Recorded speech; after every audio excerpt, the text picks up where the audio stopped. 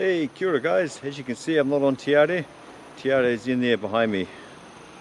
There she is. Right, so I've been, the last few days it's been kind of torrential rain and just a lot of wind, so I haven't been able to get out to Tiare to do anything at all really.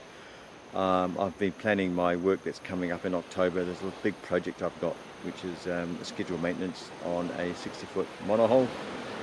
It's away somewhere else, so I'm going to be taking Tiare out there as my accommodation, my kitchen, my floating tool shop workshop. So that's something I'm looking forward to, but it does mean I have got to get everything sorted before I can go. So I'll take you along for that trip as well. But once I'm on board, once I'm on the new boat, I don't think I'll be allowed to take any filming. It's not my boat, it's a private operation. So there won't be many videos from October through to end of November, I think. So yeah, there's a few things I need to get sorted out on Tiare before I can go, obviously, and then there's a bit of prep for the job as well.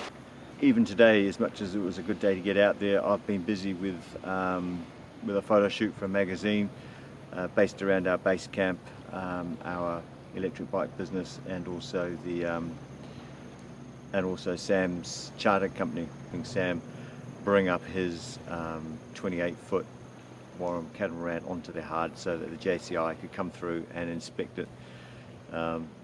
So it's 6 months since he's launched his boat, and after 6 months the JCI, which is the Japan inspection department for looking after boats, come and inspect to make sure that it hasn't, basically it's still floating. And Sam has worked hard to ensure that the boats get their passenger license. So he's one of the very few, if not the only, operator in this area of Japan that has a sailing vessel that is licensed for passengers, which is quite a big deal. It means he's fully legal and that he's able to go anywhere and pick up passengers as opposed to crew or just friends going out for a tour.